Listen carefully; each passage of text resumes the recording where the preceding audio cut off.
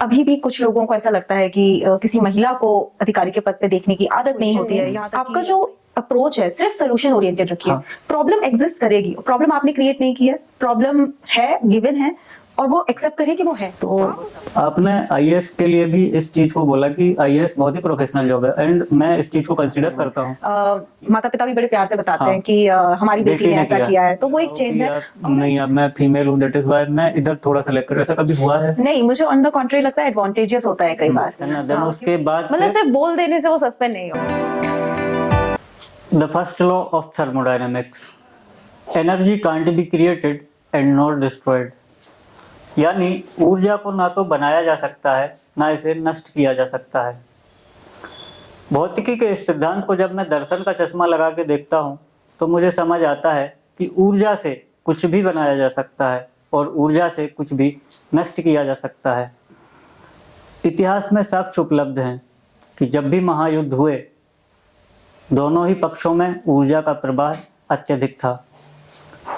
मामूली अंतर बस इतना था कि एक पक्ष इस ऊर्जा को सृजन के लिए उपयोग कर रहा था और दूसरा पक्ष इस ऊर्जा को विध्वंस के लिए।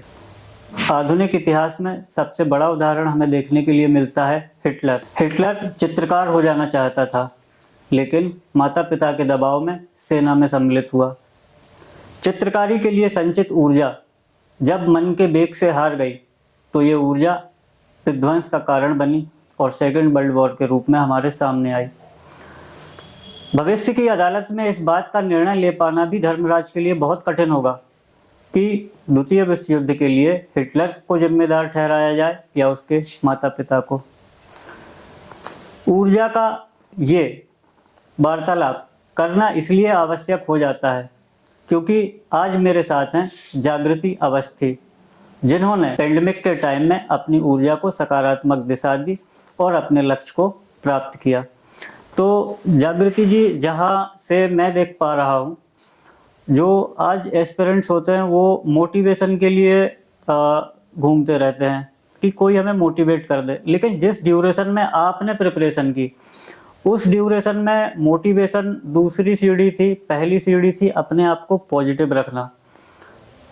जब हम हर दिन 2, 3, 4 डेथ न्यूज़ सुन लेते थे, जिस समय चारों तरफ नेगेटिविटी थी, उस समय आपने अपनी इस ऊर्जा को कैसे चैनलाइज किया, कैसे इस पूरी नेगेटिविटी में एक पॉजिटिव माहौल बनाया और आप अपने लक्ष्य में सफल हो पाए, तो इसके बारे में थोड़ा सा बताएं।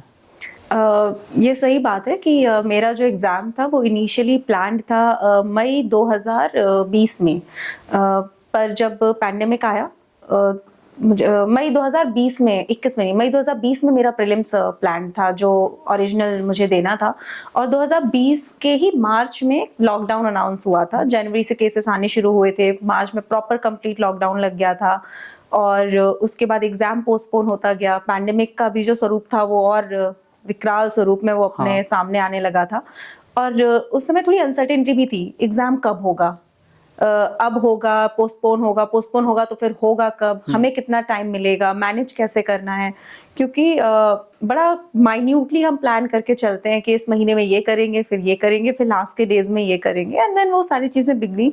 मैं उस समय जब लॉकडाउन लगा था उस टाइम मैं दिल्ली में थी, तो एक तो वहीं पे फंस जाना, उसके बाद अब होगा क्या, वहां से घर बस पहुंचने के लिए था। और जैसे आपने कहा कि हर दिन कुछ ना कुछ सुनते थे, किसी ना किसी रिश्तेदार के बारे में, किसी फैमिली फ्रेंड के बारे में, और बड़ा दुख होता था जब हमें पता चलता था कि कुछ लोग जिनको हम बहुत अच्छे से जानते थे, बड़े करीब से जानते थे, कई बार उन्हीं की न्यूज़ हमें सुनने को मिलती थी। तो हाँ, वो जो टाइम था इन पर्टिकुलर वो टफ टाइम था।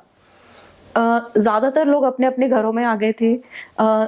लोग, शायद मैंने जो फेस किया उससे भी ज्यादा डिफिकल्टी लोगों ने फेस की होगी, पर उस टाइम पे एक ये अनसर्टेनिटी और दूसरा पेसिमिज्म, ये दोनों चीजें आ रही थी। अनसर्टेनिटी इसलिए कि अब आपको नहीं पता है क्या होगा, किसी ने पैंडेमिक का भी इतना नहीं सोचा था कि इस तरीके से पैंडेमिक अनफोल्ड होगा कि एक तरह से हमारी लाइफ रुक जाएगी। उस टाइम मतलब ये जो फर्स्ट वेव था उससे ज्यादा भयानक सेकंड वेव, लेकिन जो प्रीलिम्स मेरा था वो फर्स्ट वेव के बाद पोस्टपोन हुआ था, और जब इंटरव्यू आ रहा था तब सेकेंड वेव थी। तो मैंने वो दोनों वेव्स की अनसर्टेनिटी को देखा है। प्रीलिम्स के टाइम पे जैसे आपने कहा कि आप मोटिवेशन कैसे बना के रखते हो, तो एक तो जो अनसर्टेनिटी वाला पार्ट था ये आप समझ के रखिए कि वो सबके लिए है, वो आप अकेले नहीं है जो अनसर्टेनिटी को फेस करें। तो सबसे पहले तो ये लेवलिंग फील्ड है कि अगर आपको वो चीज स्ट्रेस दे रही है वो सबको दे रही है। बिल्कुल। तो एक तो एग्जाम ने किसी के साथ डिस्क्रिमिनेट नहीं किया, जैसे हम कहते हैं पैंडेमिक जो नेचर है वो डिस्क्रिमिनेट नहीं करता, उसी तरह इस तरह से कोई डिस्क्रिमिनेशन नहीं थी। तो पहली चीज तो मैं खुद को ये समझाती थी कि अनसर्टेनिटी मेरे लिए भी है, उतनी ही दूसरों के लिए भी है। ऑल एस्पिरेंट्स जितने भी लोग एग्जाम में बैठ रहे हैं वो सेम लेवल ऑफ अनसर्टेनिटी पे है।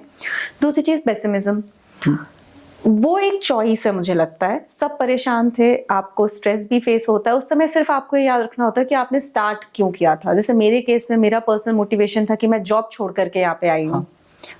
मेरे पेरेंट्स ने बहुत सेक्रीफाइस किया है, तो आज ये पैंडेमिक आया है, आज है issues, difficulty, but still I have to keep going on. आप उसको एक्सेप्ट कर लीजिए कि प्रॉब्लम है, डिफिकल्टी है, बट नहीं, लेकिन मेरा ये क्वेश्चन पूछने का ऑब्जेक्ट ये था कि जब एस्पिरेंट सिर्फ इसलिए परेशान होता है कि हमें मोटिवेशन कहाँ से मिलेगा, और वो जो ड्यूरेशन था, आई एम नॉट सेइंग कि सिर्फ आपका सिलेक्शन हुआ, काफी लोगों का हुआ, सबके लिए सेम एक बैकग्राउंड था, बट उस टाइम मोटिवेशन के अलावा हमें अपने आप को पॉजिटिव रखना था। तो ये जो दोहरी मार थी कि अपने आप को मोटिवेट भी रखना है और अपने आप को पॉजिटिव भी रखना है, और अगर के कोई न्यूज़ सुनने में आती है देन उससे भी हमें ओवरकम करना होता था। So that is why I think कि ये जो आपकी जर्नी थी या आपके बैच की जर्नी थी वो थोड़ा सा डिफरेंट होती है बाकी सभी बैचेस से। एक्चुअली मेरा एक पॉइंट ऑफ डिफरेंस ये है कि चाहे सिचुएशन वो थी या आज की सिचुएशन है या कल की जो भी होगी, कंपटीशन नहीं बदलता। हाँ, कंपटीशन रिमेन्स द सेम।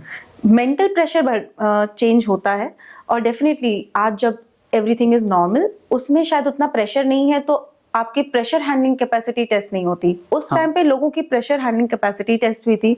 कई लोगों ने ये सोच के गिव अप कर दिया कि कोचिंग्स बंद हो गई हैं, टेस्ट सीरीज कहाँ देने जाएं, किससे डाउट कंसल्ट करें, किससे डिस्कशंस करें, लाइब्रेरीज बंद हो गई थी, काफी बच्चे लाइब्रेरी में जाके पढ़ते हैं। तो अगर आप उन चीजों से गिव अप कर देंगे, वो उस टाइम पे टेस्ट ऑफ पेशेंस था, टेस्ट ऑफ स्ट्रेंथ था, जो शायद आज उतना फेस ना करना पड़े क्योंकि सारी फैसिलिटीज अवेलेबल हैं। तो मैं यही बोलूंगी कि हर सिचुएशन में आपका जो अप्रोच है सिर्फ सोल्यूशन ओरिएंटेड रखिए। प्रॉब्लम एग्जिस्ट करेगी, प्रॉब्लम आपने क्रिएट नहीं की है, प्रॉब्लम है, गिवन है, और वो एक्सेप्ट करिए कि वो है, आप उससे, और वो सबके लिए सेम है।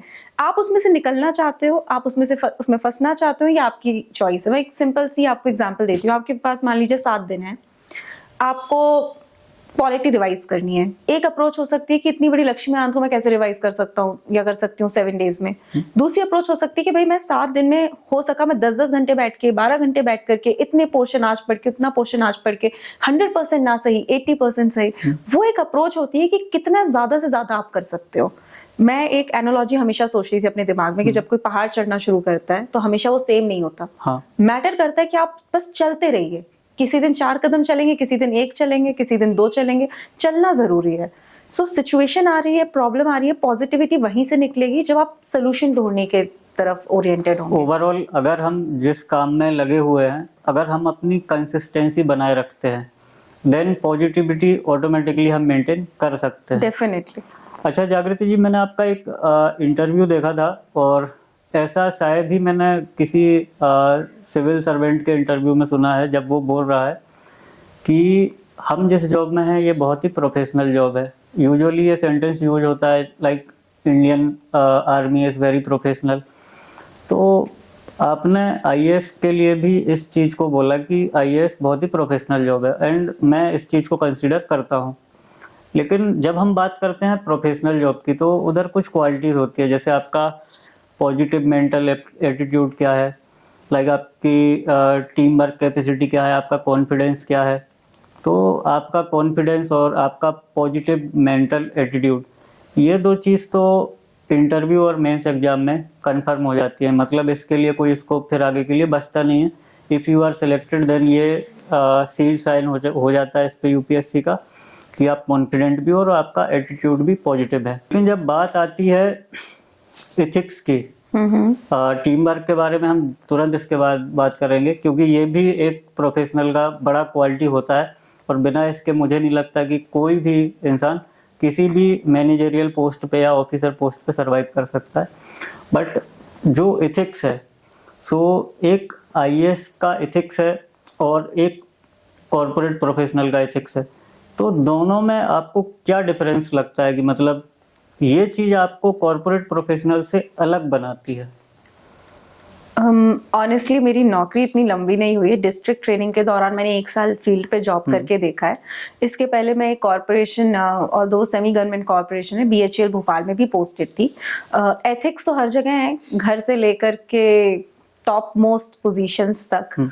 लेकिन जो डिफरेंस है वो ऐसे आता है कि ये जो जॉब है, क्योंकि आप डायरेक्टली पब्लिक के साथ जॉब कर रहे होते हैं, आप ग्राउंड पे चीजों को देख रहे होते हैं, तो कहीं ना कहीं सेंस ऑफ बाउंड्री खत्म होती है। इन द सेंस, जैसे बीएचईएल में जब मैं थी तो मेरा ये एथिक्स था कि मुझे टाइम पे पहुंचना है, मुझे टाइम पे अपना काम कंप्लीट करना है, मुझे सारी जो भी चीजें दी जा रही मैं कंप्लीट करके, और जैसे ही मेरा टाइम होता था मैं वापस आ जाती थी।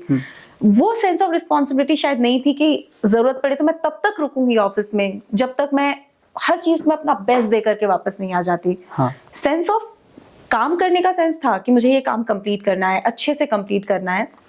पर जो मैंने 1 साल एक्सपीरियंस किया फील्ड पे रह के, कि जब आप लोगों के साथ काम करते हैं, जब आप देखते हैं कि आपके काम से कोई व्यक्ति एक्चुअली अफेक्ट हो रहा है, तो आप ये नहीं सोचते हैं कि मैं इतने बजे वापस चली जाऊं, मुझे ये काम दिया गया था। हमेशा ये दिमाग में लगा रहता है इससे और बेहतर क्या कर सकते हैं, इससे और बेहतर क्या कर सकते हैं। जैसे डिस्ट्रिक्ट में जब आप जाते हो और आप देखते हो कि कुछ कहीं पर सपोज बाढ़ आ गई है, आपको राहत के काम में लगाया गया, आप जाते हैं तो आप ये नहीं सोचते कि अब मैं 9 बजे आई हूँ तो मैं 6 बजे वापस चली मतलब उधर आप तब तक लगे रहेंगे जब तक आप ये नहीं देखते कि आपने हर जो आप सोच के आए थे कि भाई मुझे हर व्यक्ति को जस्टिस देना है, मुझे हर व्यक्ति के साथ जो अच्छे से अच्छा कर सकती हूँ वो करना है, आप तब तक लगे रहते हैं। आपका लंच स्किप हो जाए आप माइंड नहीं करते, क्योंकि वो सेटिस्फैक्शन जो वहां से डिराइव होता है ग्राउंड पे काम करने से, मुझे लगता है वहां पे आपका एक डिफरेंट साइड ऑफ पर्सनालिटी बाहर आता है। डेफिनेटली जो लोग कॉर्पोरेट में काम करते हैं वो एक डिफरेंट माइंडसेट से होते हैं, वो ज्यादा आउटपुट ड्रिवन अप्रोच के साथ जाते हैं, जबकि जब आप यहाँ होते हैं तो आपको बहुत ज्यादा पता भी नहीं होता है कि क्या आउटपुट एक्सपेक्ट करें। सामने सिचुएशन होती है, लोग होते हैं, एक टीम के साथ आप काम कर रहे होते हैं, तो डिफरेंट शायद पर्सनालिटी के यहाँ पे डिफरेंट ट्रेट्स रिक्वायर्ड हैं। कॉर्पोरेट साइड में पर्सनालिटी के different traits like corporate professionals के लिए मनी और टर्नओवर लाइक थिंग्स होती हैं, तो वैसा कुछ इधर नहीं है। इधर आपने अगर बाढ़ आई बस उसको फिक्स कर दिया, लोगों को तुरंत राहत पहुंचा दी, तो ये आपका आउटकम सफिशिएंट है। हाँ, जैसे कॉर्पोरेशन एक डिफरेंट प्रिंसिपल पे काम करते हैं, उनके आउटपुट अलग है, प्रोडक्टिविटी, वो कंट्री को सर्व कर रहे हैं, वो एक डिफरेंट तरीके से उनकी सर्विस है। हमारा जो देश सेवा का तरीका वो शायद थोड़ा ज्यादा डायरेक्ट है, वो ज्यादा दिखता है।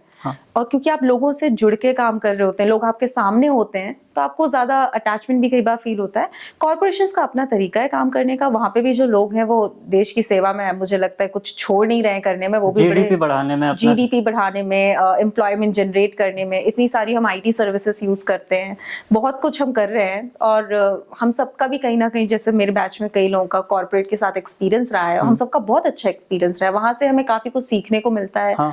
हमें समझ में आती है ग्रोथ। ये एक पर्सनल चॉइस है कि आप ग्राउंड पे उतर के काम करना चाहते हैं, आप फील्ड लेवल पे काम करना चाहते हैं, या आप एक कॉर्पोरेशन के साथ। अच्छा, जैसे आपने बोला कि लाइक आपका भी एक्सपीरियंस कॉर्पोरेट्स के साथ है। बीएचईएल काफी बड़ा इंस्टीट्यूट है और आई डोंट थिंक कि उधर किसी भी इनोवेशन के लिए देरी होती होगी, मतलब तुरंत अप्लाई होती हैं वो चीज़ें। तो आपको ऐसा कभी लगा है कि अभी मैं गवर्नमेंट सेक्टर में हूँ तो इधर टेक्नोलॉजी को एक्सेप्ट करने में हमें लेट लतीफ़ी होती है, जबकि प्राइवेट सेक्टर में या कॉर्पोरेट्स में उस चीज़ को आते से ही एक्सेप्ट कर लेते हैं या कि अपने लिए नई टेक्नोलॉजी बना लेते हैं। तो कभी ऐसा आपको लगा है कि गवर्नमेंट पीछे है टेक्नोलॉजी एडॉप्ट करने में? आई थिंक मुझे कभी ये पीछे है ये तो नहीं लगा, पर जो आप कह रहे हैं कि शायद थोड़ा सा स्लो दिखता है यहाँ पे, उसका एक रीजन ये भी हो सकता है कि जब आप गवर्नमेंट में टेक्नोलॉजी की बात करते हैं तो बहुत बड़े स्केल पे बात कर रहे होते हैं। जैसे अगर मान लीजिए मैं अपने ऑफिस में कोई भी चीज ऑनलाइन कर रही हूँ, तो मुझे ये ध्यान में होना चाहिए कि जितने भी लोग वहां पे हैं या जो उससे एसोसिएटेड हैं, उसके ऑनलाइन हो जाने से उन पे कोई असर ना पड़े, कोई गलत असर ना पड़े। जो लोगों, जैसे डिजिटल लिटरेसी पे बहुत ज्यादा ध्यान दिया जा रहा है, अगर कोई डिजिटली साक्षर नहीं है उसके लिए भी हम अरेंजमेंट कुछ ना कुछ रेडी रखें।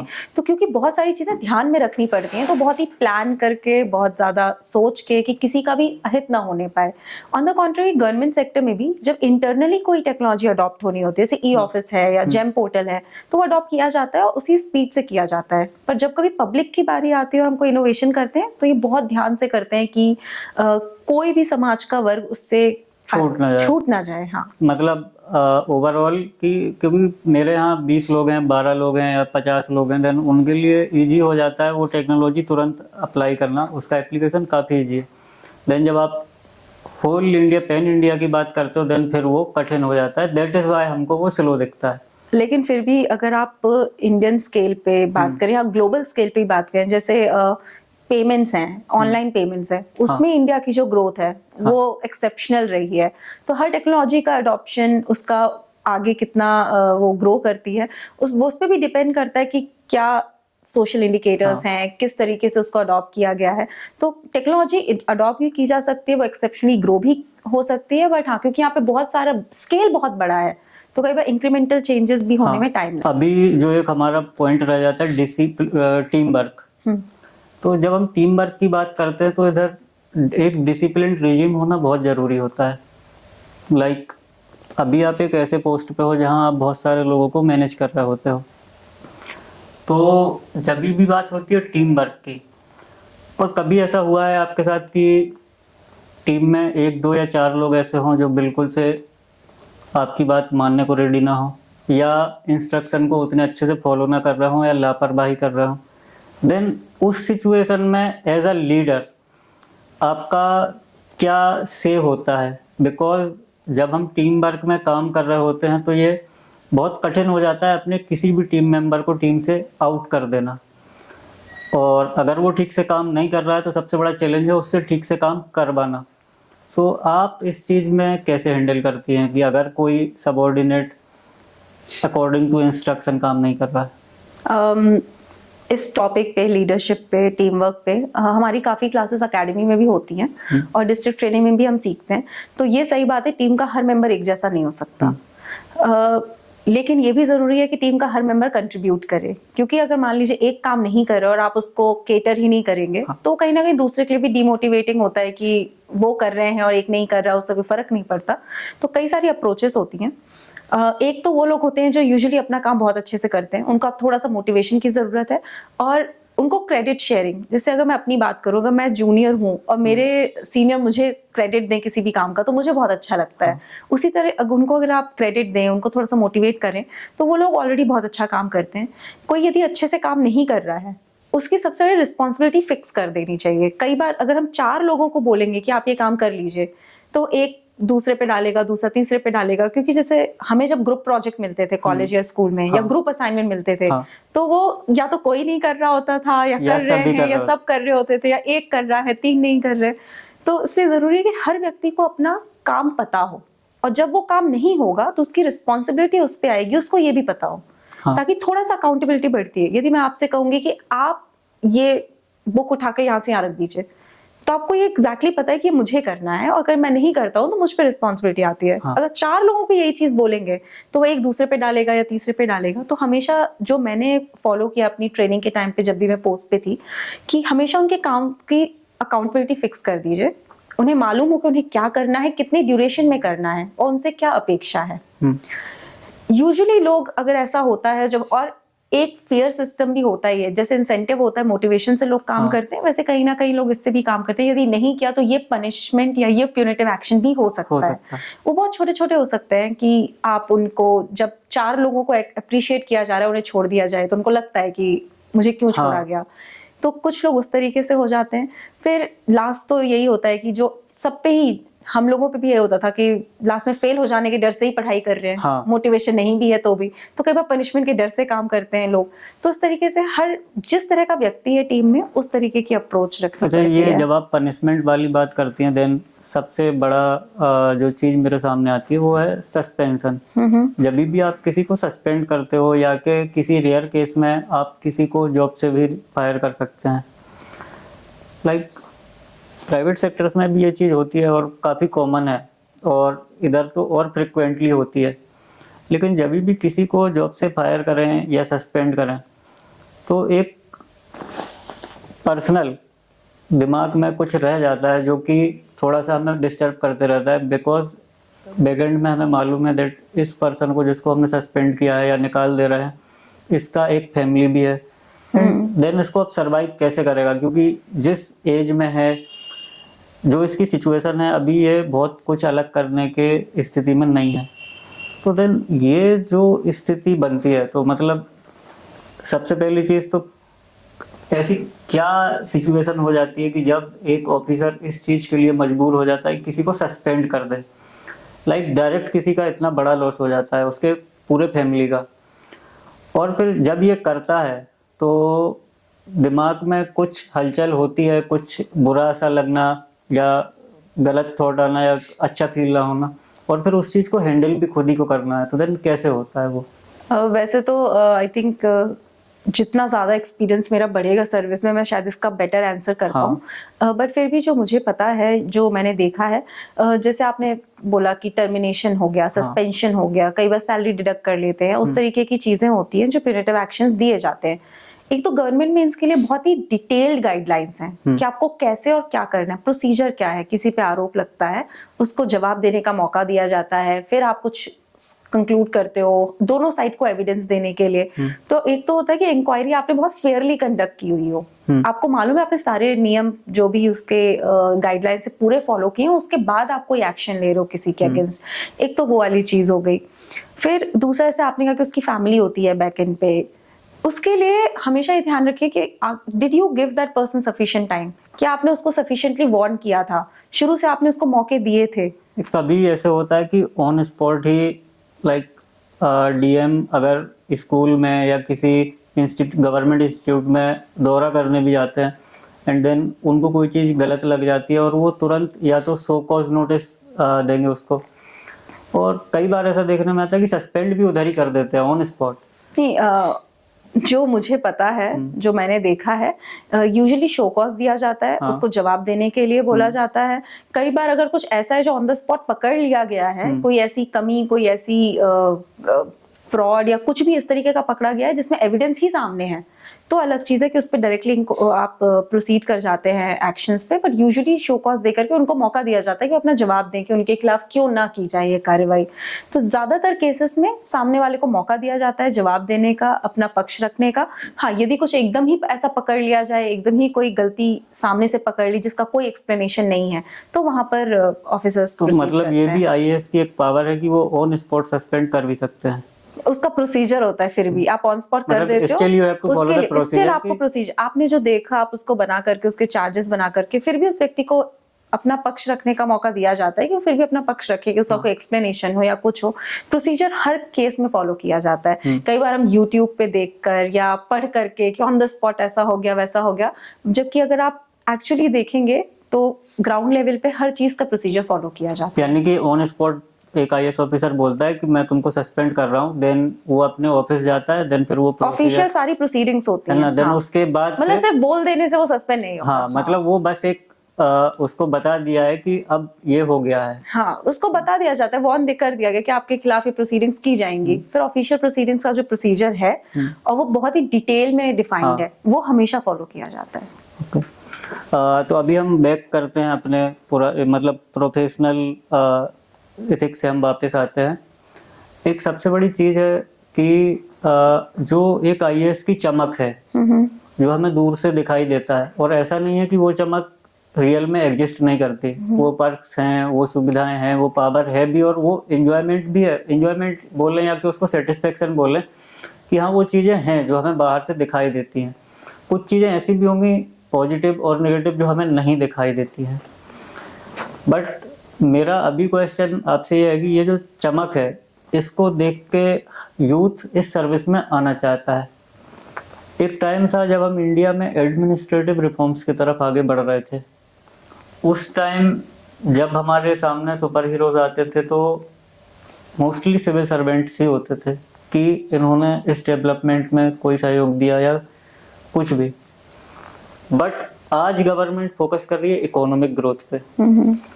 तो ये जो आईएएस या सिविल सर्वेंट की चमक है, आपको क्या लगता है कि आने वाले टाइम में जब हम इकोनॉमिक ग्रोथ की ओर आगे बढ़ेंगे तो उस टाइम तक यूथ में ये चमक बनी रहेगी, या कि वो तब भी इसी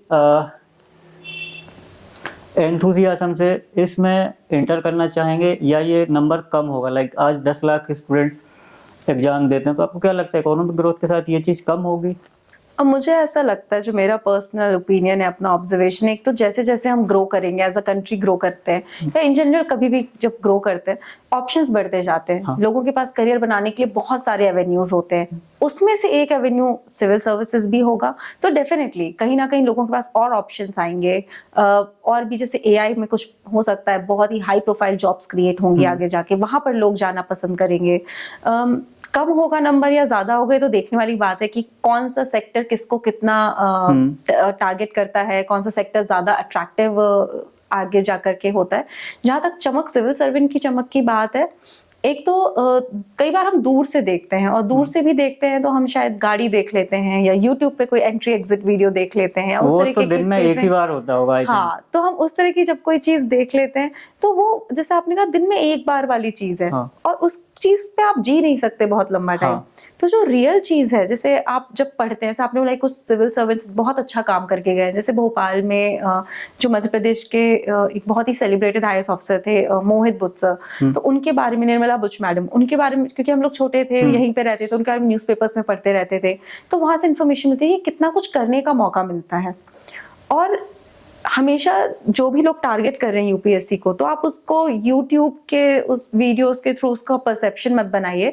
वो काम क्या करते हैं अल्टीमेटली, दैट इज इंपॉर्टेंट। अगर आपको इंटरेस्ट है लोगों के बीच में जाकर के काम करने का, नो डाउट इतनी चमक तो है कि ये आपको मौका देती है ग्राउंड पे उतर के कुछ करने का, हाँ। कुछ सुधार करने का। आपका कोई अपना पर्सनल विजन है कि आप एक, मान लीजिए आप एक पर्टिकुलर गांव को आदर्श गांव बनाना चाहते हैं, आप इस तरह का कुछ करना चाहते हैं, तो ये सर्विस उस तरह का मौका देती है, उस तरीके के आपको अपॉर्चुनिटीज देती है, रिसोर्सेज देती है, और कहीं ना कहीं अथॉरिटी भी देती है। हाँ।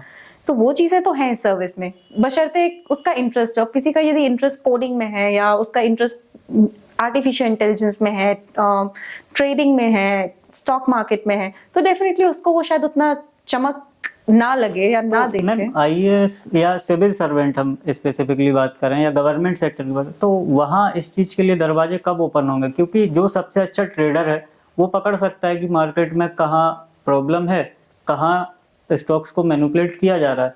अगर किसी का एआई में बहुत अच्छा नॉलेज है, देन वो गवर्नमेंट के जो भी रिपोर्टिंग प्रोसीजर्स हैं उसको बहुत इजी कर सकता है। एक्चुअली दरवाजे खुल चुके हैं, लेटरल एंट्री के बारे में सबको पता है, एक्सपर्ट्स को लेकर के आ रहे हैं, पॉलिसी मेकिंग में, कंसल्टेंसी में, गवर्नमेंट कंसल्टेंट्स रखती है, वो सब एक्सपर्ट्स होते हैं अपने रिस्पेक्टिव फील्ड के, तो ऑलरेडी ये इंटरफेस तो स्टार्ट हो गया है। तो जागृति जी, जब हम बात करते हैं एक फीमेल आईएएस ऑफिसर की, तो कितना अलग होता है एक मेल आईएएस ऑफिसर के लिए डेली प्रोसीडिंग्स करना और एक फीमेल आईएएस ऑफिसर के लिए डेली प्रोसीडिंग्स करना, या क्या डिफरेंस आता है इस चीज में? वैसे प्रोसीडिंग्स में कोई डिफरेंस नहीं आता, क्योंकि जो ऑफिसर एज अ टर्म है उसका तो कोई जेंडर नहीं है, ना वो मेल है ना फीमेल है। तो जब आप जाते हैं तो प्रोसीडिंग्स में एज सच कोई फर्क नहीं है। कभी कभी हम पब्लिक डीलिंग के लिए जाते हैं तो अभी भी कुछ लोगों को ऐसा लगता है कि किसी महिला को अधिकारी के पद पे देखने की आदत नहीं होती है। यहाँ तक कि कई जगहों पे आज भी फीमेल्स को सर ही बोलते हैं, मैडम भी नहीं बोलते हैं। तो वो है एक थॉट प्रोसेस, लेकिन हाँ चेंज आ रहा है ऑल थैंक्स टू जो सोशल मीडिया की ग्रोथ है। तो उससे काफी ज्यादा इन्फिल्ट्रेशन हुआ है इस चीज का कि फीमेल्स भी ऑफिसर्स हो सकती हैं। और नंबर भी बढ़ रहा है। पहले की अगर आप अपेक्षा देखेंगे तो जो मेरा आईएएस का बैच था उसमें ऑलमोस्ट 35% महिलाएं थी। जो नेक्स्ट बैचेस आए उसमें 40% महिलाएं हैं। तो डेफिनेटली वो जो रेशियो इंप्रूव कर रहा है तो उससे ग्रेजुअली एक्सेप्टेंस और ज्यादा बढ़ेगी और नॉर्मलाइज हो जाएगा एक फीमेल आईएएस का फील्ड पे होना। Times are changing for sure. तो ये तो बात हो गई सोसाइटी के पॉइंट ऑफ व्यू से, बट एक कोई सेल्फ पॉइंट ऑफ व्यू ऐसा है जहां आपको ऐसा कभी लगा हो कि यार नहीं, अब मैं फीमेल हूँ, दैट इज व्हाई मैं इधर थोड़ा सा लेकर, ऐसा कभी हुआ है? नहीं, मुझे ऑन द कॉन्ट्री लगता है एडवांटेजियस होता है कई बार। क्योंकि एक महिला के लिए जैसे कहते ही हैं कि जो सॉफ्ट स्किल्स होते हैं वो कई हाँ। बार लड़कियों में थोड़ा ज्यादा अच्छे बिल्कुल, होते हैं, बिल्कुल। तो कई बार एक एडवांटेज लगता है कि आपके लिए फील्ड पे डील कर पाना। कई बार लोग आपको बड़ी सिंपैथेटिकली भी देखते हैं इन द सेंस कि उनको ज्यादा रिलेट करते हैं कि अपनी बेटियों के साथ कंपेयर हाँ। करने लग जाते हैं। जैसे कई बार मेरे साथ हुआ, वो मैं कहीं फील्ड पे जाती थी तो वो बोल देते थे कि आप ही की एज की मेरी भी बेटी है हाँ। और वो भी तैयारी कर रही है, या उस तरीके से। तो कई बार मुझे लगा एडवांटेज में काम किया है, डिसएडवांटेज में तो डेफिनेटली नहीं। शायद आप ये सवाल किसी से पूछें जो मुझसे 10 साल पहले नौकरी में रहे हो, जो सीनियर्स हैं, या 20 साल पहले रहे हो, उनका जवाब कुछ अलग हो। पर अब तो डेफिनेटली काफी चेंज आया है। यानी कि आपको इस चीज से बेनिफिट ही हो रहा है, लाइक कि एक जो रिस्पेक्ट फैक्टर होता है वो कहीं ना कहीं गर्ल्स के लिए हमेशा काम करता है। सो देन अभी भी हाँ, अभी भी हमारी सोसाइटी में जब कोई लड़की आगे बढ़ती है तो उसको सेलिब्रेट किया जाता है। बिल्कुल। माता पिता भी बड़े प्यार से बताते हाँ। हैं कि हमारी बेटी ने ऐसा किया है, तो वो एक चेंज है। और मैं एक थैंक यू भी बोलना चाहती हूँ उन सभी सीनियर फीमेल आईएएस ऑफिसर्स को, कि जो हमारी सीनियर मैडम्स रही हैं, उन्होंने काफी काम किया है कि हम आज एक कंफर्टेबल पोजीशन में आकर के काम कर पाए। उनके लिए डेफिनेटली टफ रहा होगा जब बहुत ही कम महिलाएं आती थी। उन्होंने हमारे लिए शायद कहीं ना कहीं आसान किया है। सो जागृति, जैसा हमने शुरू में बात की थी कि ऊर्जा को ना तो बनाया जा सकता है ना नष्ट किया जा सकता है, तो ये एक ऊर्जा होती है पॉलिटिक्स में। लाइक जब भी हम किसी आईएएस ऑफिसर से बात करें और पॉलिटिकल प्रेशर की बात ना करें तो बात अधूरी रह जाती है। तो अब क्योंकि ऊर्जा ना तो बनाई जा सकती है ना नष्ट की जा सकती है, तो पॉलिटिकल प्रेशर आपके ऊपर भी तभी आ रहा है जब वहाँ प्रेशर है। और मैं अभी एथिक्स के एक बुक पे काम कर रहा हूँ। मैंने यूपीएससी का एक क्वेश्चन देख रखा है कि करप्शन के कुछ पॉजिटिव साइड्स भी हैं। सो पॉलिटिकल प्रेशर, मतलब हम भले कितना नेगेटिवली सोचे बट इसके कुछ तो पॉजिटिव एस्पेक्ट होंगे। अदरवाइज अगर इतना ही नेगेटिव होता, सिरे से नेगेटिव होता, तो इसको खत्म अभी तक या तो गवर्नमेंट कर चुकी होती है, सुप्रीम कोर्ट ने कोई ऑर्डर ऐसे सच कोई बड़ा ऑर्डर पास कर दिया होता। तो एक पॉजिटिव वे में कैसे ये चीज काम करती है? आपने बहुत अच्छा बोला कि हर चीज का पॉजिटिव नेगेटिव होता है। जैसे पॉलिटिशियंस हैं, वो पब्लिक रिप्रेजेंटेटिव्स हैं, तो डेफिनेटली अगर हम देखें लोगों से जो जुड़ाव, वो हमसे ज्यादा लोगों से जुड़े हुए हैं, चुन करके आ रहे हैं। लोग अपनी समस्याएं लेके जैसे हमारे पास आते हैं, उनके पास भी जाते हैं कि हमने आपको चुना है, अब हमारी ये प्रॉब्लम है, आप इसको सॉल्व करिए। क्योंकि जो मशीनरी है, जो इंस्टीट्यूशन है, वहां पर ब्यूरोक्रेट्स बैठते हैं, ऑफिसर्स बैठते हैं, तो ये उनकी भी ड्यूटी हो जाती है कहीं ना कहीं कि यदि कोई उनका व्यक्ति जो उनकी कॉन्स्टिट्यूएंसी से है, वो अपनी प्रॉब्लम लेके उनके पास जा रहा है, तो वो हमें बताएंगे और हमें डायरेक्शंस भी कई बार देंगे कि भाई यदि मान लीजिए किसी की जमीन पे कोई कब्जा है या वो हमें बता रहा है।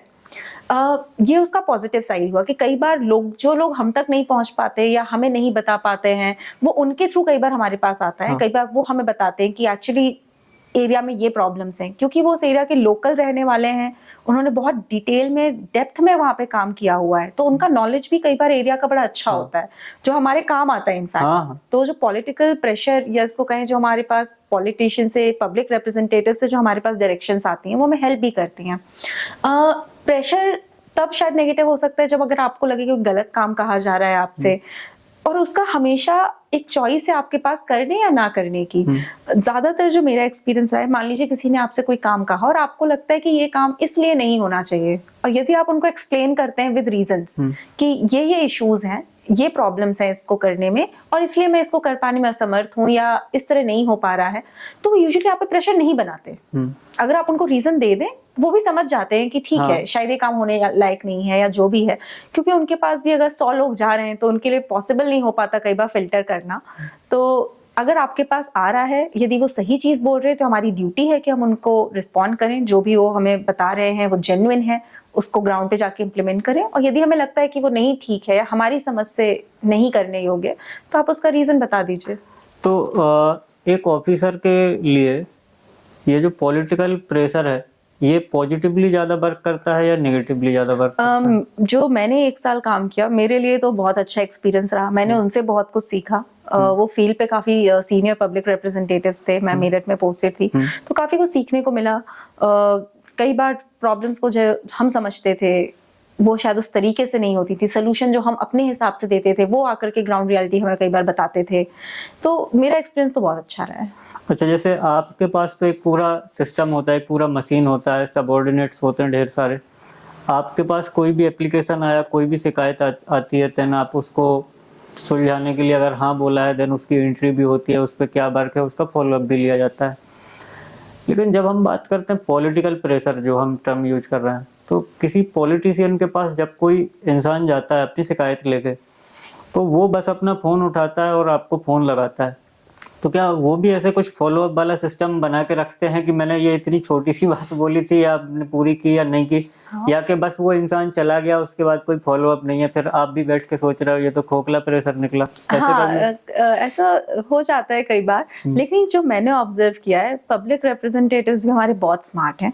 उनके यहाँ भी एक प्रॉपर प्रोसीजर है। जब वो खुद भी मिलते हैं लोगों से, तो जो भी आते हैं उन लोगों का दर्ज करना, उनकी प्रॉब्लम। और कई बार मेरे पास फोन्स भी आते थे कि हमने आपको उस व्यक्ति का बोला था, उसका क्या हुआ फिर। तो ऐसा नहीं कि वो फॉलो अप नहीं लेते, वो भी फॉलो अप लेते हैं। कई बार ऐसा होता है कि उनके पास कोई गया, शायद वो एक इनफॉर्मल सेटिंग में रहे हो, उनके पास नहीं हो कोई एंट्री करने के लिए, तो वो वहीं से फोन लगा देते हैं, बोल देते हैं कि भाई ये फलाना व्यक्ति है। और मोस्टली हम उनको यही बोलते हैं कि आप उसको हमारे पास भेज दीजिए। हाँ, तो वो व्यक्ति हमारे पास आता है, उसकी एप्लीकेशन हमारे पास आ जाती है। तो एज सच इस मामले में मुझे मतलब कि ये हुआ कि लाइक आप, ठीक है, आप अपनी कॉन्स्टिट्यूएंसी में बिजी रहिए, आप पर्सन को डायरेक्ट हमारे पास भेजिए, हम एंट्री करके देन पूरा काम हम खुद से हाँ, मान लीजिए निपटाने कोई व्यक्ति है, वो उन पर पहुंच रहा है, उसकी कोई समस्या है, पेंशन की अगर कोई समस्या है कि उसकी पेंशन नहीं बन रही हो, वो जाके उनके पास पहुंच गया। हाँ। अगर पॉलिटिशियंस खुद भी अपना जनता दरबार रखते हैं, वो भी जनता से मिलते हैं एक तय समय पे, यदि वो उस तरह से जा रहा है तो उनके खुद का स्टाफ होता है पब्लिक रिप्रेजेंटेटिव्स का, वो या तो वहां पे एंट्री कर देते हैं। एंट्री के बाद भी वो व्यक्ति आता तो हमारे पास ही है, क्योंकि काम जो होना है वो गवर्नमेंट मशीनरी से ही होगा। तो आता है, उसको हम वहां पे डील करते हैं। जस्ट क्योंकि वो उधर गया है, वो उनके पब्लिक रिप्रेजेंटेटिव, वो चुन करके आए हैं उन लोगों से, तो उनकी जिम्मेदारी बनती है उनके तरफ। तो वो भी फॉलो अप ले लेते हैं कि उस व्यक्ति का हो पाया या नहीं हो पाया। तो एक तरह से वो एक चेक हम पे बना रहता है कि, मतलब ये चेक जो बना रहता है, ये अगर मैं ऐसे बोलूं कि 50% से कम केसेस में ये चेक होता है, या 50%? 50% से काफी कम केसेस में चेक होता है। क्योंकि अब रेगुलरली, जैसे मैं उत्तर प्रदेश की बात करूं, वहां 10 से 12 हर दिन, मैं एसडीएम पे थी, तो अभी भी मैं जा रही हूँ, तो एसडीएम की पोस्ट पे ही जा रही हूँ। एक आपको 2 घंटे हर दिन बैठना ही है ऑफिस में, जहाँ पे आप लोगों, जन सुनवाई कहते हैं, लोग अपनी समस्याएं लेके आएंगे और आपको सुननी ही सुननी है। तो चूंकि लोगों के पास एक तरीका है कि वो आकर के डायरेक्टली अपनी बात कह सकते हैं, वहां पे कंपलसरीली ऑफिसर को बैठ के उनकी बात सुननी है, तो काफी कम हो गया है। 1-2 लोग जिनको कभी लगता है कि शायद उनसे बोलने से काम और जल्दी हो जाएगा, या अपने पर्सनल सेटिस्फैक्शन के लिए वो चले जाते हैं, तो बहुत कम होता है, 10 से 20% हार्डली। एक, जब हम सिविल सर्वेंट नाम सुनते हैं, आईएएस, आईपीएस, देन मुझे ऐसा लगता है कि एक वेल एस्टेब्लिश्ड फैक्ट है कि इंडियन गवर्नमेंट, भारत सरकार खुद इस पोस्ट को बहुत बेहतर, अच्छा, साफ सुथरा दिखाना चाहती है। दैट इज वाई वो बहुत ज्यादा वर्क भी करते हैं। लाइक आपका भी ट्रेनिंग हुआ, ट्रेनिंग के बाद पोस्टिंग दी, देन अगेन ट्रेनिंग के लिए बुलाया, बीच बीच में भी बुलाते रहेंगे। और ये जो ट्रेनिंग है, ये सिर्फ खाना पूर्ति के लिए नहीं है, वो लिटरली कुछ ना कुछ वहाँ कर रहे हैं, आपको सिखा रहे हैं और आप भी सीख रहे हो। तो इंडियन गवर्नमेंट भी इसको वैसे प्रोजेक्ट करना चाहती है कि हाँ, ये हमारी क्रीम है और ये हमें रिप्रेजेंट करते हैं। एक बात होती है डेली काम की, जो लाइक लोगों की समस्या आई, जन सुनवाई हुई, आपने समस्या सुलझा दी। ये समस्या लोगों के आम जिंदगी को तो ठीक कर दे रही है, लेकिन सड़क, मोहल्ले की सफाई से आगे भी एक चीज होती है, लोगों के दिमाग की सफाई। जो एक थॉट प्रोसेस एस्टेब्लिश करना है हमें सोसाइटी में, जो एक नैरेटिव बनाना है पूरे सोसाइटी में, तो वो काम भी अगर आईएएस ऑफिसर का है तो आप मुझे बताएं। ये काम मुझे लगता है कलेक्टिवली सभी का है। और आपकी इसमें, आपका क्या रोल होता है? सबसे मुझे लगता है ग्राउंड लेवल पे अगर किसी का रोल है तो हमारे टीचर्स हैं। जो एजुकेशन सिस्टम है, प्राइमरी एजुकेशन सिस्टम है, जब एक बच्चा अपने टीचर को टाइम पे आता हुआ, मेहनत करते हुए, पढ़ाते हुए देखता है, वो वहां से बहुत कुछ सीख करके जाता है। लेकिन जैसे आपने कहा, क्योंकि हम सब सिस्टम में हैं, वहां बैठे हुए हैं, यदि आप अपने ऑफिस में कोई व्यक्ति है, उसको हंसकर ग्रीट करके, आराम से उसकी बात सुन के उसको भेजें, तो एक उसका थॉट प्रोसेस चेंज होता है। कहीं ना कहीं विनम्रता का भाव आप उसको दे रहे हैं वहां से जाकर के। और क्योंकि हम सब आपस में इंटरैक्ट कर रहे होते हैं, यदि कोई हमसे 10 लोग आके बुरी तरह से बात करेंगे, तो ये बहुत चांसेस है कि हम 11वें व्यक्ति से हम भी बुरी तरह बात करेंगे। पर अगर कोई आपसे अच्छे से बात करे, तो एक ये है कि हमेशा एडमिनिस्ट्रेशन में जब आप बैठे हुए हैं, लोगों से बात कर रहे हैं, क्योंकि आप रिप्रेजेंट कर रहे हैं उस पूरे इंस्टीट्यूशन को, अच्छे से बात करना, पेशेंटली बात करना, रिस्पेक्टफुली बात करना और बहुत रिस्पॉन्सिव होना। लोगों को ये लग रहा है कि यदि वो आपके पास अपनी समस्या लेकर आते हैं तो आप उस पर जेन्युइनली काम करते हैं। इस तरीके का एक थॉट प्रोसेस देना, वहां से भी लोगों को एक फेथ बनता है गवर्नमेंट पे। और जो प्रॉब्लम्स हैं वो सड़क पे सुलझाने के बजाय वो ऑफिसेस तक आती हैं, एक नहीं, सिस्टम यहाँ में तो आती हम हैं। बात करना चालू है गवर्नमेंट के फेथ के ऊपर। लाइक लोग ट्रस्ट करते हैं, इसमें कोई दो राय नहीं है। लाइक अगर वो किसी आईएएस ऑफिसर के पास जाते हैं देन वो ट्रस्ट करते हैं, भले वो लोअर लेवल पे सबऑर्डिनेट्स पे ट्रस्ट करें ना करें वो एक अलग बात है, लेकिन जब इतना बड़ा ऑफिसर उनसे कुछ बोलता है देन दे ट्रस्ट। और मैक्सिमम केसेस में अगर उनकी मांगे ठीक होती हैं तो वो पूरी भी हो जाती हैं, क्योंकि उनका एक बार बोल देना काफी होता है। मेरे बोलने का मतलब ये होता है कि लाइक मैं एक न्यूज़पेपर देखता हूँ, उसमें मैंने देखा कि इंटरव्यू देने गई युवती गवा बैठी इज्जत। सो उसके साथ कुछ गलत हुआ है, उसका रिलेशन रिस्पेक्ट के साथ कैसे होता है? देन ये एक थॉट प्रोसेस है जो हमें सोसाइटी को हमेशा देनी होती है कि नहीं, हम कुछ गलत डायरेक्शन में सोच रहे हैं। तो इस डायरेक्शन को चेंज करने का, या जब हम गलत डायरेक्शन में सोसाइटी जाती है तो इसको सही डायरेक्शन में ले आने में एक आईएएस ऑफिसर की क्या भूमिका होती है? ये मुझे लगता है, या तो अभी मेरा इतना एक्सपीरियंस नहीं कि मैं इसको आंसर कर पाऊं, पर जो मैंने समझा है इसमें सबसे बड़ा रोल अभी भी अगर कोई है तो पेरेंट्स का, फैमिली लेवल पे है।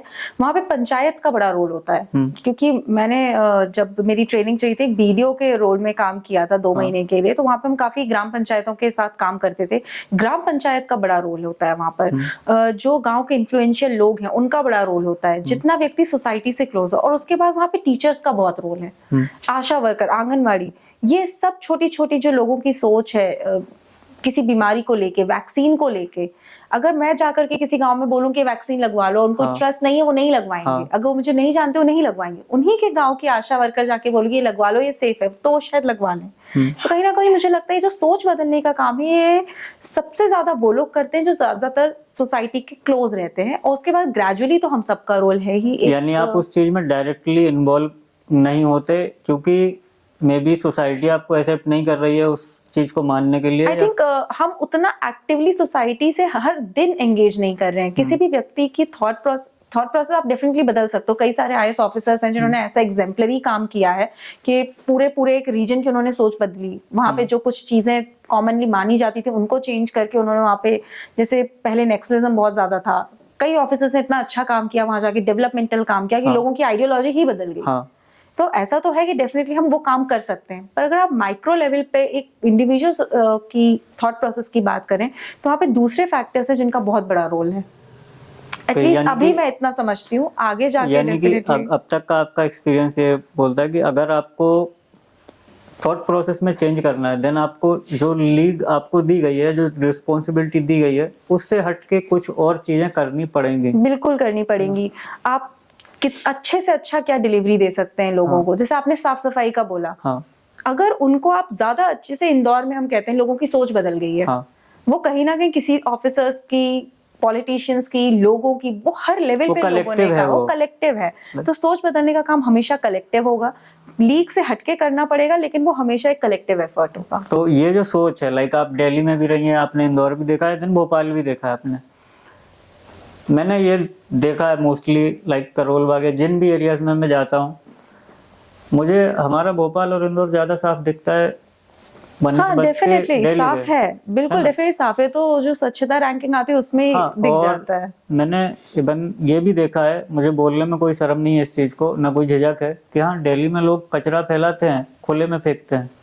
हमारे यहाँ लोअर लेवल पे भी, मतलब एक अगर हम बोलें कि झुग्गी वाले लोग भी अगर कोई हैं, देन वो भी उस चीज को फॉलो कर रहे हैं कि नहीं, हमें कचरा गाड़ी में डालना है। मैं वही बोल रही हूँ कि बात दिल्ली की या किसी और शहर की नहीं है, यहाँ की कल्चर की बात है कि हर व्यक्ति ने वो अपनी एक सोच अडॉप्ट कर ली, और उसमें सिर्फ किसी एक ऑफिसर का रोल नहीं है, उसमें उनके जो पार्षद रहे होंगे वार्ड के, उनका रोल है, जो व्यक्ति कचरा इकट्ठा करने आता है उसका रोल है। हर एक व्यक्ति का, जब हर एक लेयर पे आप वो रोल पूरा करते हो तब जाकर के, जबकि आप देखोगे ऐसा नहीं कि यहाँ पे एजुकेशन स्टैंडर्ड बहुत अच्छे हैं इसलिए क्लीनलीनेस बहुत अच्छी है। नहीं, ऐसा नहीं है। करोल बाग जैसे आपने बोला, जहाँ प्रिपरेशन थोड़ा गंदगी रहती है वहाँ पे, जबकि यहाँ तो बड़े पढ़े लिखे लोग रहते हैं। वो तो यूपीएससी की तैयारी करने वाले लोग भी रहते हैं। राजेंद्र नगर, मुखर्जी नगर, तो पूरा ये एक मतलब हर एक इंसान उधर जा रहा है आईएएस बनने के लिए, and they can't even clean their own environment की हम अपने हम आसपास सफाई हम सिर्फ उनको ब्लेम नहीं कर सकते, वही बात कलेक्टिव है हाँ। कि इंस्टीट्यूशनली कितना अच्छा हो रहा है, लोग कितना ज्यादा रिस्पॉन्ड कर रहे हैं, वहां पे जो पॉलिटिकल रिप्रेजेंटेटिव्स हैं वो कैसे रिस्पॉन्ड कर रहे हैं। तो हाँ। जो थॉट प्रोसेस चेंज करने की बात है वो हमेशा एक कलेक्टिव एफर्ट होगी।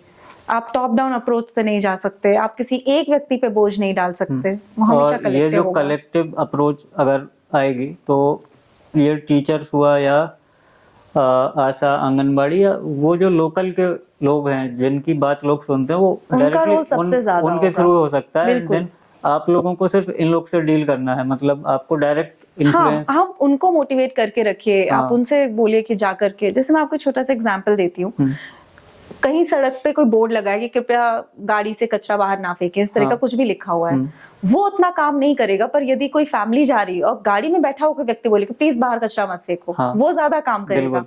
क्योंकि वो एक छोटे से लेवल पे ज्यादा कनेक्टेड लोग बोल रहे हैं। तो जहां आप ऊपर से या टॉप डाउन अप्रोच लेते हो वो काम करती है डेफिनेटली, बिल्कुल। लेकिन जब वो नीचे से ही लोग खुद अपने आप में जिसको हम बोलते हैं बॉटम्स अप, हाँ। कि हर इंडिविजुअल अपने आप में इतना अवेयर है, तो हाँ 4 लोगों में अगर एक व्यक्ति भी बोलेगा कि नहीं ये कचरा यहाँ नहीं डालना है, हाँ। तो उसका असर शायद थोड़ा ज्यादा होगा।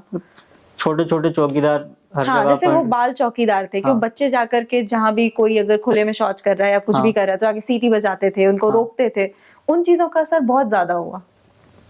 तो यानी कि एक आईएएस ऑफिसर इस चीज में भी अपना रोल रखता है, बिल्कुल। भले बैकएंड में हो, बट वो थॉट प्रोसेस के लिए भी काम करते हैं। आप इन सबके साथ मिल करके उस कलेक्टिव हाँ। एफर्ट का हिस्सा बन सकते हैं। तो आज हम अब इस बात को इधर ही खत्म करते हैं। मेरे साथ थी जागृति अवस्थी मैम।